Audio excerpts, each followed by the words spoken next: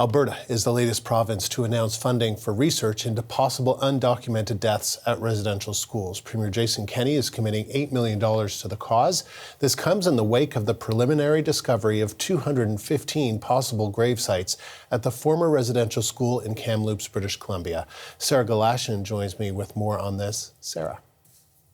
Yeah, Andrea, for anyone who's been paying, close attention to press conferences with Jason Kenney over maybe the last, I'm going to say, 2 weeks, maybe a little longer, you've heard him mention the need for this a few times at least. And so maybe not a surprise that today he has announced this $8 million, which will be provided in grants for the purpose of community-driven research, community engagement on how to move forward, to pay for possibly ground-penetrating radar, to pay for hiring of experts, to pay for commemorative work, for instance, grave markers, memorials, even events to commemorate what has happened at residential schools in that province.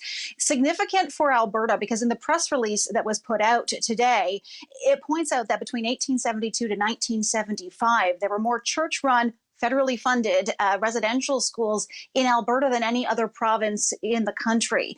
The Premier spoke a little more about that and the importance of this. I want to play that. Many of those sites no longer exist. They've been, in a sense, lost to history. And yet we can conclude that all or most of those sites must have graves close to them. And so we will be providing these grants to First Nations and Métis communities who have proposals about how to research and identify these unmarked graves and cemeteries and how most appropriately to honor them. Of course, the initiative being taken in Alberta follows the shocking preliminary discovery from last month out of Kamloops. That, of course, the Kamloops Residential School was Canada's largest residential school. The preliminary discovery of unmarked graves there, that work goes back to 2001. So this can be a long time in the making to come to even a preliminary discovery like we've heard out of Kamloops. Certainly, it is not the only school Kamloops is not the only school that children disappeared from, that it's suspected that there will be undocumented graves found in residential schools, perhaps throughout the entire country. As far as Kamloops goes, just a reminder there, Andrew, that the Kamloops Téchimequik chief has said that there will be a more thorough report available by the end of this month. And Alberta is not the only province making money available for this, right? Yeah, that's right. There have actually been, in case you missed it, a number of announcements very similar to what we're hearing out of Alberta over the last week and a half, starting with Ontario, where it was announced last week that there'll be $10 million for the purposes, put to purposes of identifying and commemorating burial sites. Saskatchewan also last week announcing $2 million and challenging Ottawa to match that money of $2 million. Manitoba announced $2.5 million on Monday to go toward this cause. I did also put in a call to British Columbia because we haven't had an announcement coming from BC on this. They are still working on getting me an answer in terms of what funding exists or maybe what funding announcement is perhaps to come. But I can tell you that on Vancouver Island, it's such a concern that they've actually started doing some fundraising themselves, like a GoFundMe page sort of initiative, because they look at Kamloops, a very large school. But again, as I point out, that work does go back to 2001. This is a long time that this sort of thing can take to come to the preliminary discovery. So they want to get the ball moving as quickly as they can over on Vancouver Island. Sarah, thank you. You bet. For more, I want to bring in Brandy Morin. She is a journalist and author, contributor to CBC News, and a member of the Michel First Nation. Brandy is in Stony Plain, Alberta. Brandy, thank you for taking the time. What do you make of the province's announcement, $8 million for this research? I was actually pretty surprised at the amount, considering that the other prairie provinces, offered $2 million. Given the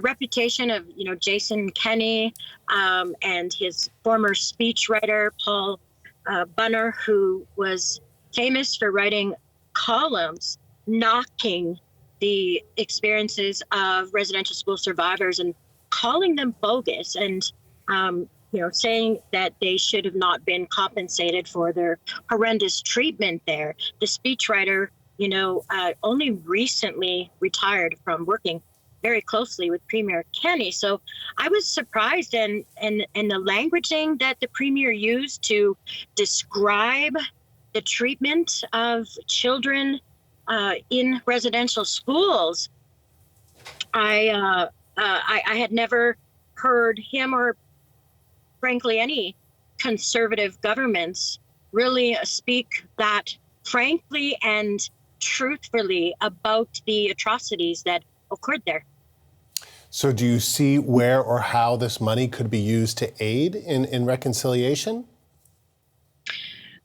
The $8 million should rightfully go to what the Truth and Reconciliation Commission recommended already 6 years ago towards, documenting these deaths, finding where the missing children are, finding out why they disappeared or died.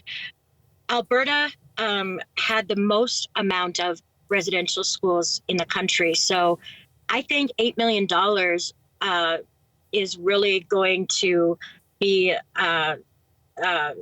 scooped up quite soon, by the community that are going to be, investigating this. And there are thousands of undocumented, deaths and graves across this country. This is just touching the surface of what went on. Yeah, I mean, that's just so disturbing to think about. But of course, that's the belief. Thousands. And of course, this all follows the discovery last month of a burial site adjacent to the former Kamloops Indian Residential School in BC, the 215 remains of children believed remains of children at that residential school. It really triggered something in this country that I don't know, Brandy, that I've seen. How do you think that's changed the conversation around reconciliation? I agree with you. I really think something was released, I guess, into the atmosphere. I received a call from a survivor of a residential school here in Alberta, from the Blue Quills residential school near St. Paul. A few days after the discovery, she's in her late 60s. She was obviously, very upset and shaken up, telling me how she felt like she was attending a funeral and wondering, what happened to some of her friends that were taken away and she never, seen or heard from them again.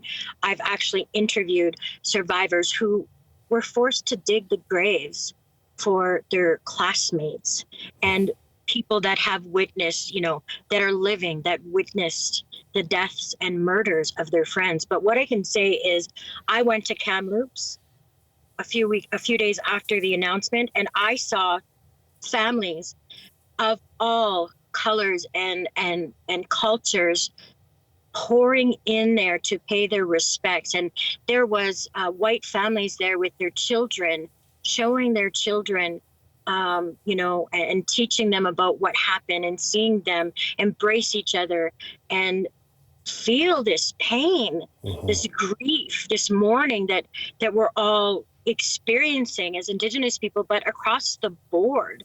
And I just think the physical evidence of it, despite survivors having told us for many years that this had happened. So with the physical evidence, I guess it became more tangible and more real for people. And it's, people are reckoning with it and, coming to terms and grips with it. And it's really ugly. It's really sad. But I'm seeing people coming together for the first time. Yeah, it is interesting because you're right. I mean, it's not like this was news to many Indigenous people. It's just there was something about the 215. It's just at one place. There's something about that number that I just think it just hit people. Like, what is going on? What went on at these terrible, terrible institutions? Can you tell me about your own story and the impact of residential schools on your family and ancestors? Yeah, so I always say that the impact started with the colonial agenda against our very survival as Indigenous peoples. that the violence came in, as soon as, the settlers and the Canadian state was born. So my kukum, my grandmother, attended residential school, thankfully only for a couple of years, with her siblings. A lot of her cousins attended residential schools as well. The fallout from colonialism and residential schools, though, has been devastating. My family struggled with dysfunction, addictions, early death, a lot of pain, a lot of shame. So that affects us all. It's intergenerational trauma. But what I can say is that this is a new generation. We're in a new generation of revitalizing our culture, reclaiming who we are, and becoming, very proud and understanding our rights and uncovering the truths in every way. So we have a lot to look forward to going forward. Brandy, thank you. That is Brandy Morin in Stony Plain, Alberta.